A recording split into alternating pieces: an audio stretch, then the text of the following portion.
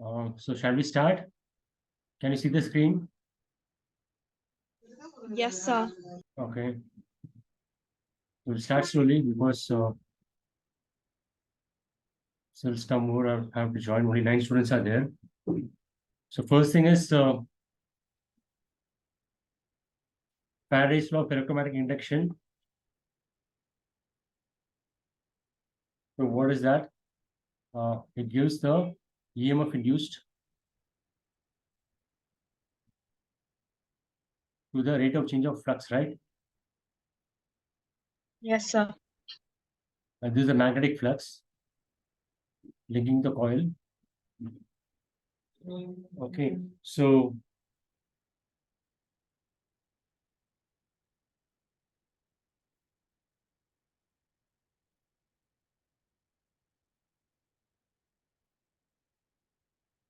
if there is a path like this and there's a magnetic field. So if the magnetic flux linking this coil, it's increasing or decreasing, it's changing with time, then there will be EMF induced in it. Suppose this magnetic field B, the direction is into the plane of the paper, right? Suppose the direction of magnitude of B as a function of time, say it's increasing with time. So then what is the direction of the current induced EMF? It will be either clockwise or anti-clockwise, right? It can be either current can be this way or this way. So what is the direction of current? That is given by Lenz's law. Okay, so this current should be such that it opposes the change in the, it opposes the change. So since B is increasing with time, so the induced B should be in dot direction, opposing the external magnetic field. So this should be the direction of induced magnetic field. So to get the dot, so the current direction of current should be this one, clockwise. No, sorry. I have to get it out, right? So this should be the direction of current, anti-clockwise. Is that clear? Okay, it's given by the thumb rule, right hand thumb rule. So thumb will give the direction of the magnetic field and the 4 fingers will curve in the direction of the current. So direction of magnetic field should be the thumb and thumb should point outwards. So the direction of the current should be anti-clockwise. Is it clear? Yes, sir. Okay.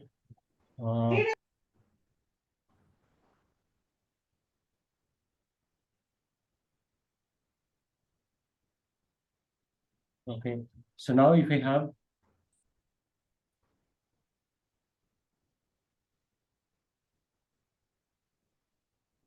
current flowing this direction, let me say, for example, this current is decreasing with time. Okay. And have a some sort of a loop here. So this, because this current here, I'll have a magnetic field. What is the direction of magnetic field? Above this wire, it should be dot. Right? So that's also given with the right hand rule. So the thumb will point in the direction of the current, and the 4 fingers will curve in the direction of the magnetic field. So these 4 fingers will come out of the plane of the paper on the top, and at the bottom, it will be cross. Is it clear? B at the bottom of this wire will be cross, on the top will be dot. Is it clear? Yes? Yes. Okay, and the magnitude of this magnetic field is given by Ampere's circuitry law, which will go as 1 by R. Okay, and here this current is decreasing, right? So the B is, as a function of time, is decreasing. So the induced magnetic field, this one, should be dot, because it is to, it is to support this external magnet because it's dropping down. So it will try to support it. So this means the direction of the induced EMF should be, induced current should be anti-clockwise. Is that correct? Because here the magnetic field is current is dropping down. Okay, because of that, the magnetic field is dropping down, the external magnetic field, which is dot. So this induced magnetic field should support it. Okay, will not allow it to drop. So it will be in the same direction of the external magnetic field.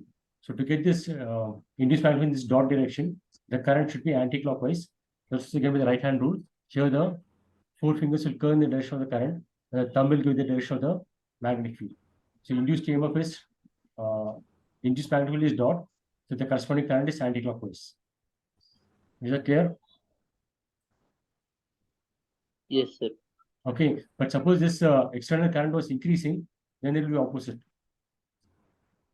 Suppose this external current was increasing instead of dropping down, then this external magnetic field will try to oppose this increase. So it will be cross, then it will change. Okay, suppose I take another loop at the bottom.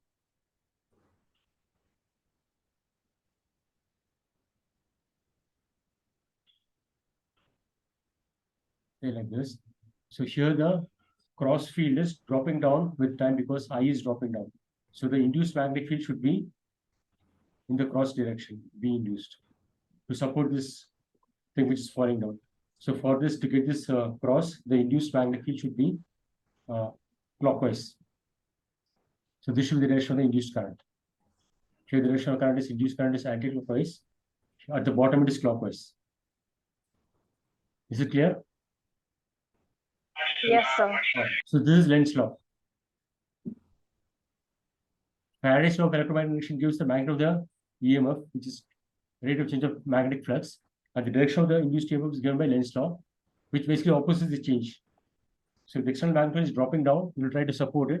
If the external magnetic field is increasing, you will try to oppose it.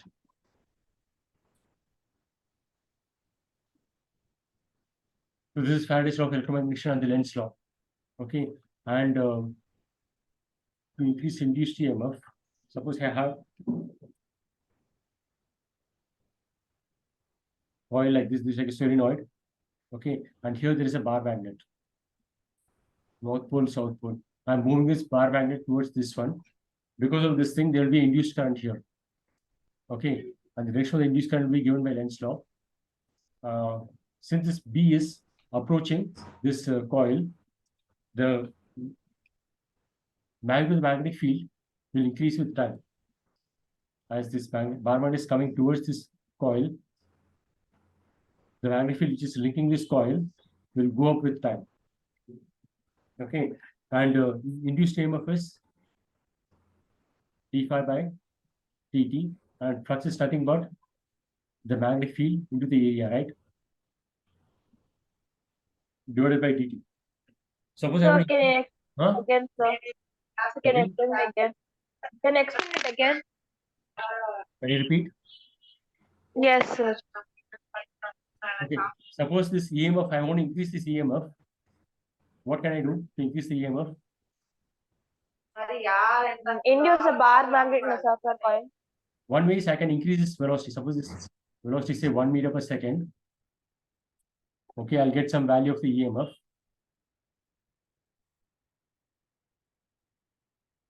Suppose I increase this velocity to 2 meters per second. Okay, then the rate of change of B will increase, right? So d by dt of phi will be more. Okay. So to increase this induced EMF, I can increase the velocity with which this bar magnet is approaching this coil.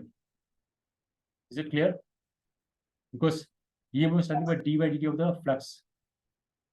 Flux is nothing but how fast the and phi is nothing but B into area, right?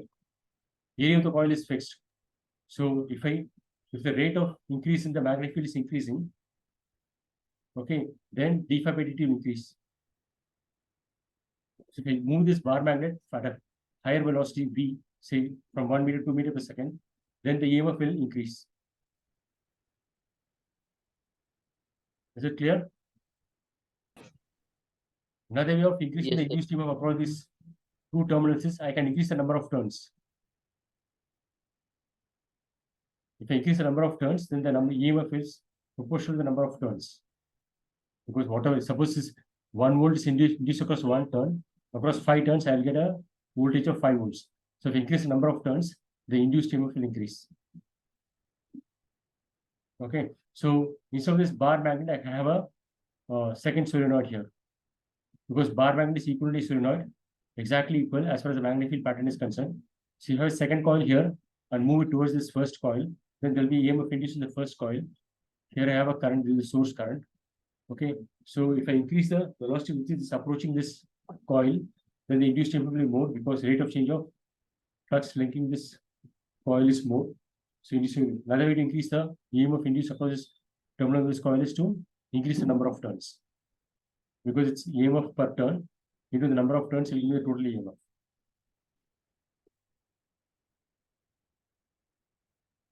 So to increase the induced EMF, either I can increase the rate of change of the magnetic field, which is done either by moving the source of the magnetic field towards this secondary coil at a faster rate, or increase the number of turns of the coil in which the EMF is induced.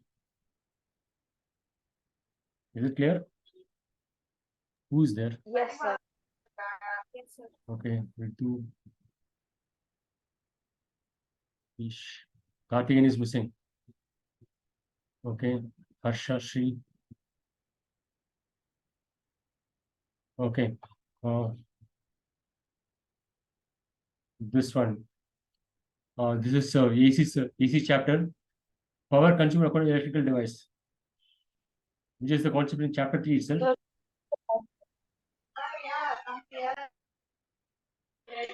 It's V into I now, sir. Yeah. So any electrical device can be a resistor or any fan or any electrical device. So the power consumed by this is the voltage drop across this device, that is V. Power is V into I. Sorry, V into I.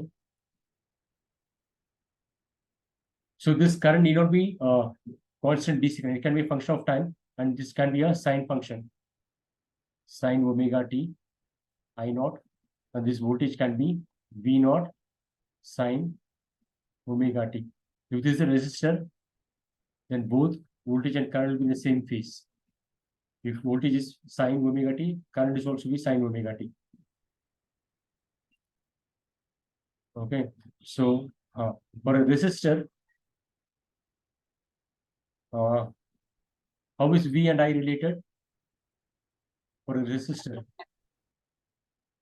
Sir, V is equal to IR. That's going to be Ohm's law. So V equal to I into R.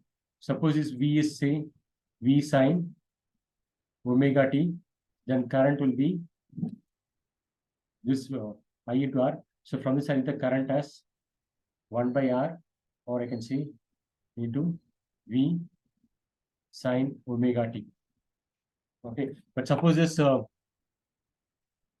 the voltage had some V sine omega t plus some initial angle 30 degrees, then the current will also have the same angle 30 degrees. What I want to say is this is called the phase of the sine wave. So the phase of the voltage and the phase of the current are same for a resistor, because voltage and current of a resistor are related like this. V equal to I into R. This is Ohm's law.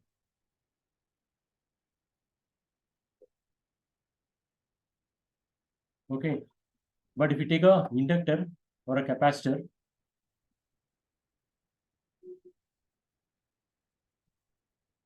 see this is the current I and the voltage of opposite, say V. So how is V and I related? V equal to L into L into DI by this dt. actually comes from Faraday's law of electromagnetic induction, which is the voltages, which is the induced EMF V is d phi by dt, right? Sine Yes, is sir. that sign later, and self-inductance. So I is phi is L into I. This we can see as definition of the self-inductance. So if I use that, I'll get voltage as L into di by dt. Okay, so for an inductor, the voltage and current are related as a derivative. So if voltage is say sine omega t, whatever. Let me take voltage as V naught sine omega t. Then what should be current? I not cos omega t. It should be cos omega t. Because derivative of cos is sine.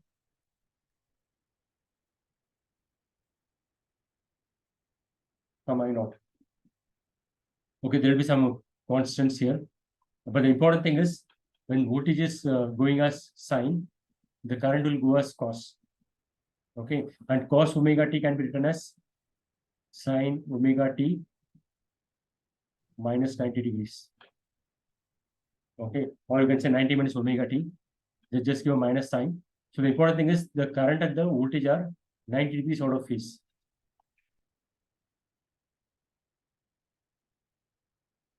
If current is sine, voltage is sine omega t plus 0 degrees, current will be sine omega t minus 90 degrees.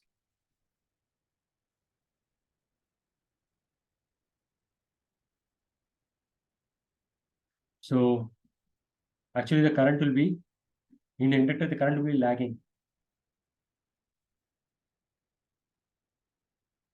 Sine omega t minus 90 means at a later time, it's a period. Yeah. Okay. Similarly for a capacitor,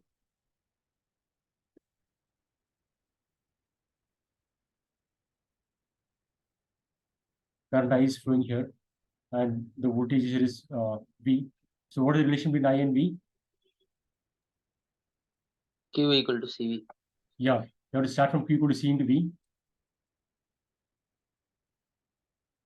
This is true for a capacitor, so differentiate both the sides with respect to time. So dq by dt equal to C into dV by dt. So current is C into dV by dt.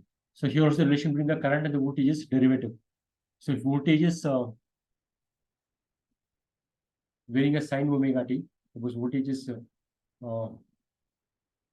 V naught sine omega t, then the current will be I naught cos omega t. So this will be written as sine omega t plus 90. Okay, plus or minus, we have to fix it properly. If you do it properly, you'll get it.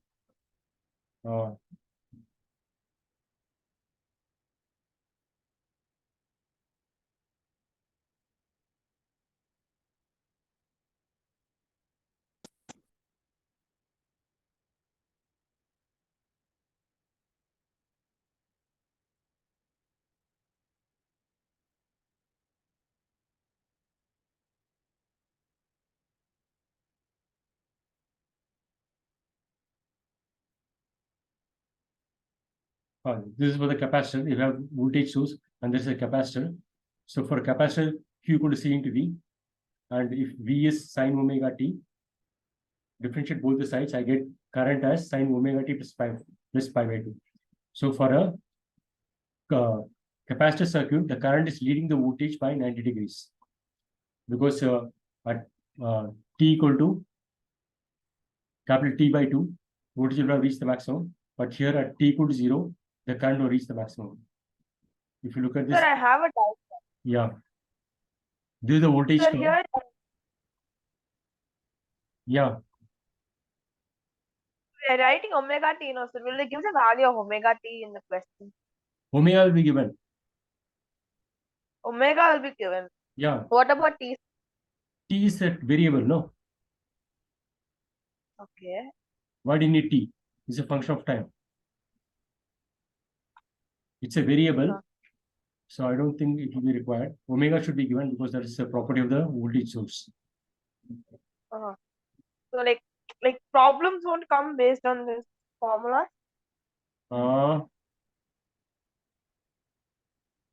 No, if time is required, it will be given, but time is a variable, no? Okay. Okay, so for V being sine omega t, the current is omega t plus pi by 2. So current is leading the voltage by 90 degrees or pi by 2 radians for a capacitor. Okay, so the voltage curve will look like this. Voltage is sine omega t, current is sine omega t plus pi by 2. So at t equal to 0 itself, this current has got a phase of pi by 2. Okay, in phasor diagram, this current phasor will lead this voltage phasor by 90 degrees. Okay, for an inductor, it will be V equal to L into d by dt.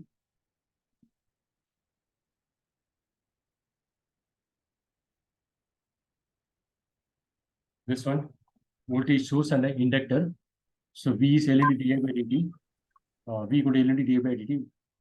And this one, if you assume V as Vm sin omega t, current will be cos omega t minus. Okay, so if I take this minus sign inside, or I can do the, I can first I convert into sine and then take the minus sign inside.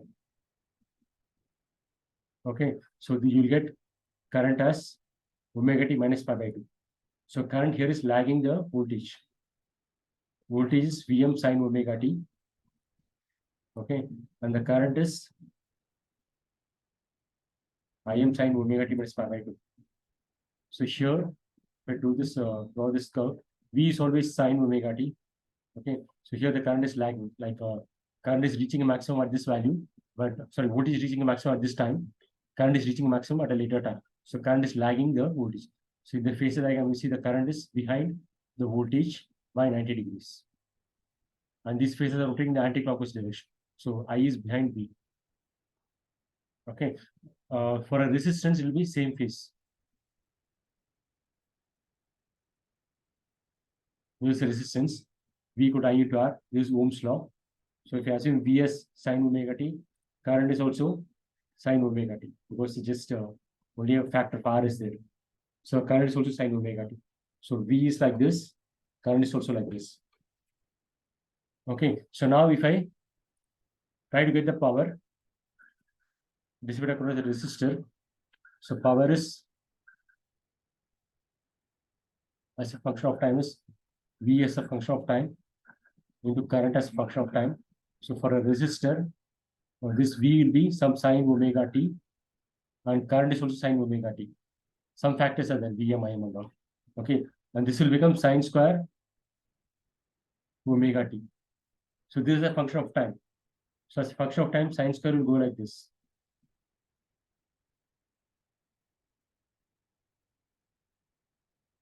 Is it clear? Because sine wave,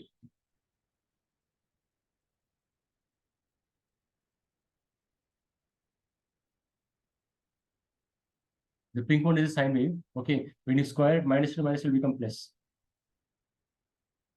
So this is the power. Okay, so the power is always positive. So if you take this average of the power over one time period,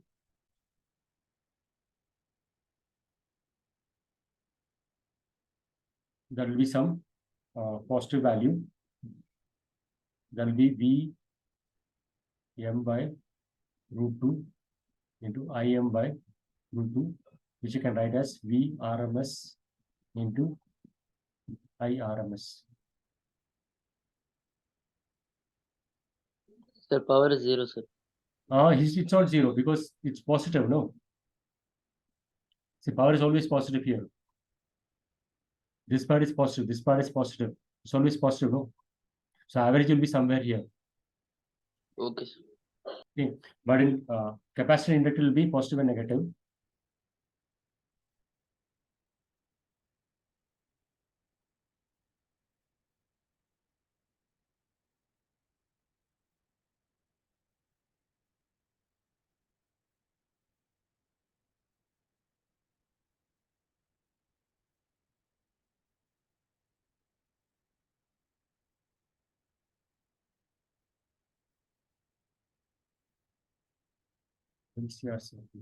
Where is power?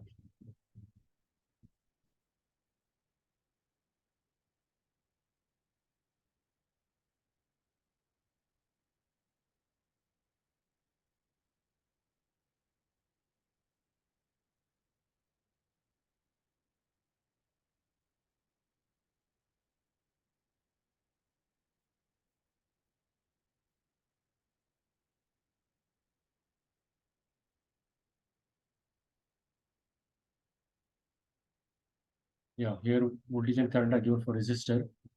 Power is I square R, or you can also write V into I. Both will give the same answer. So this will become sin square omega t for a resistor. Okay, so average of sin square omega t over a time period is half. Okay, so power is, and Im by root 2 is the RMS value. So power in terms of RMS value is I square R, where I is the RMS value. This is for a resistor. This V is RMS value. It is the peak value by root 2. Okay, for a AC, this is the peak value, right? RMS value is somewhere here, which is 1 by root 2 times the peak value, and 1 by root 2 is 1 by 1.414. So this is 0.7. So this value is 0.7 of the peak. So it will be somewhere here. Okay, so this is the RMS value, this straight line. This is the peak value. So power is in the resistor is I square R, where I is RMS value. So in terms of peak value, it will be half of I square R, or Im by root 2 is the RMS value. Is it clear? Yes, sir. Power dissipated in a resistor is V square by R, or I square R, or V into I, where all this V and I are RMS values. Okay, in terms of peak values will be Im square by 2. This factor of 2 will come, because Im by root 2 is I RMS. So Im by root 2 into Im by 2 twice because of square. That root 2 and root 2 will become half. Okay, so this is for a resistor. Similarly, if you do the same thing for the inductor,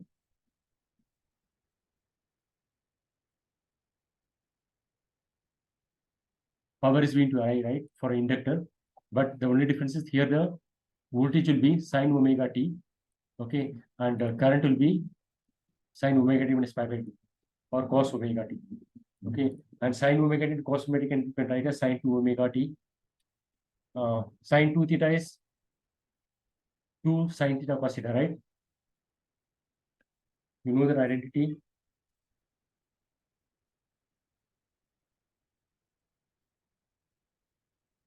Sine 2 theta is sine theta cos theta. Okay, so we're using that here. So this again become sine 2 omega t. So average of sine 2 omega t is 0.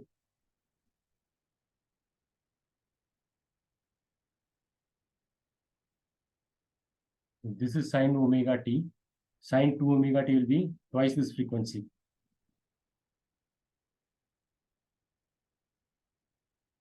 Okay, so average of this blue, which is sine 2 omega t, is also 0 because equally positive and negative. Okay, but for a resistor, we had sine square omega t, which is always positive. Right here. So average of this thing has some value, but here the average power is 0 because it's positive and negative. Okay, so average of sine omega t is 0. So the average power in an inductor is 0. Similarly, it's true for capacitor also, because for a capacitor, if voltage is sine omega t, current will be sine omega t plus pi by 2. So the power is sine omega t plus pi by 2 can be written as cos omega t. So again, this sine 2 omega t. So again, the average power of a capacitor is 0. Here you can see the for a capacitor, the voltage is like this.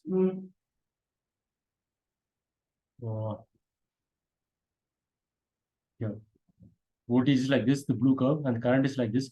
So product of voltage into current is from here to here is positive, from here to here it is okay, from here to here it is positive, and from here to here voltage is positive, voltage is positive. For the first this half up to this one it's positive, and from here pi by 2 to pi it's negative because voltage is positive, current is negative. So it's alternated between positive and negative. So the average power in a capacitor inductor is 0. Only the resistor, both the current and voltage are in phase. So V into I is always positive.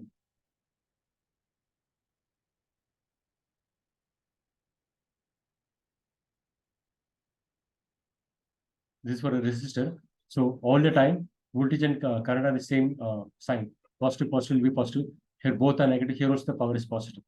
So in a resistor, the power is always positive. So average power is also non-zero.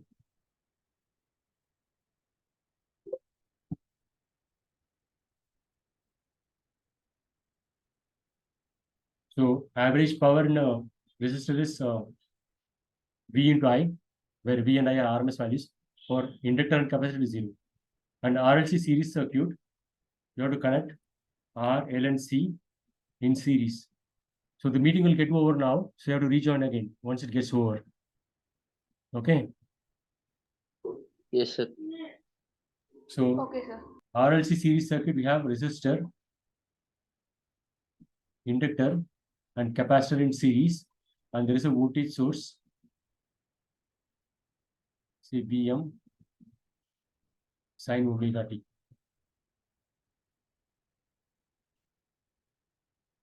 So here there will be a drop across this resistor. Let me assume this is the direction of the current I.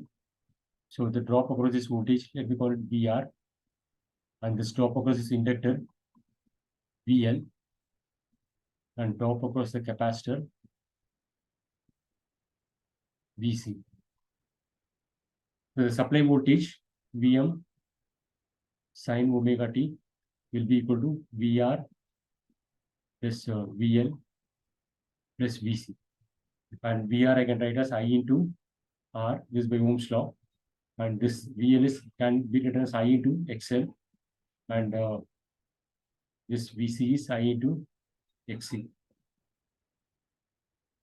But actually these voltages are not scalars, they are phasors.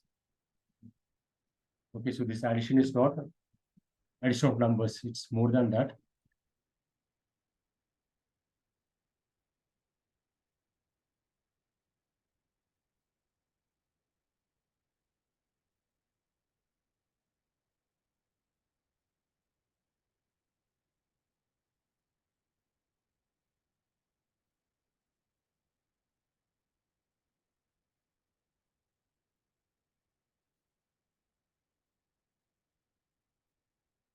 This is a RLC series circuit.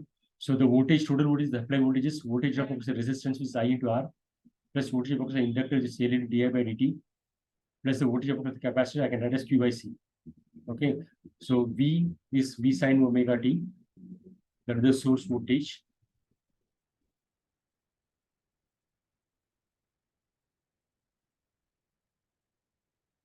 Analytical solution, but this is differential equation. I don't think you need this one.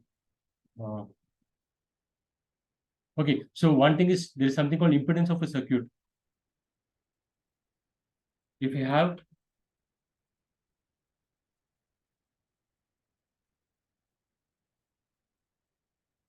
a resistance of value R and inductor of value L, I can have a Z of this combination, which is called impedance, which is R plus there is a thing called inductive reactance that's equal to omega into L, where omega is the frequency of the current which is flowing here, and L is the inductance of this coil. So if omega is known, XL is known, and omega and XL will combine as Z square equal to R square plus omega L square. Okay, but suppose I have R, L, and C in series, then the Z of the combination is Z equal to R square, Z square equal to, and omega L and omega C will combine as omega L minus omega C whole square. Okay, in some sense, resistance is like this, R value, and XL will be like this, and XC will be opposite to XL. So first I'll combine XL and XC as XL minus XC, or XC minus XL does not matter because this XC minus XL the whole square. And after that I'll combine the R by using Pythagoras theorem, because it's 90 degrees. So Z is this one. So Z square is this square plus the combination of XL and XC, which is XL minus XC, the whole square.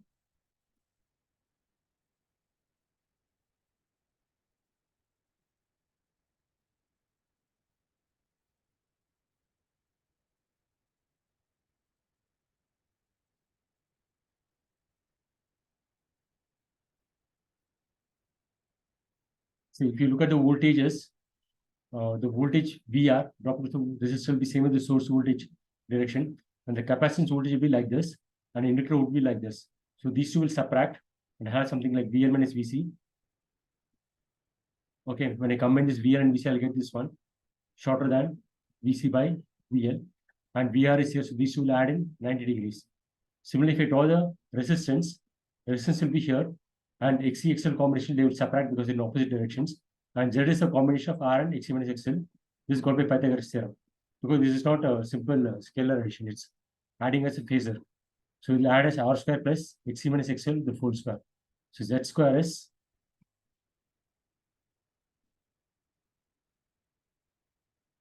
here. Z square is R square plus XC minus XL the whole square. So this is for a series RLC circuit.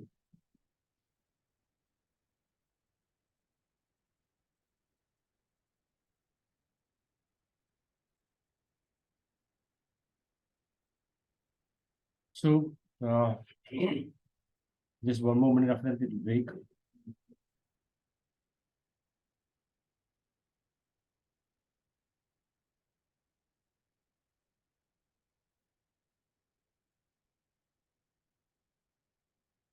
So this omega is the frequency of this voltage source. That will decide the frequency of this current in this circuit. So XL and XC are dependent on omega, because XL is omega L and XC is 1 by omega C. So it's possible that for the particular value of frequency, both its XC and XL will cancel each other.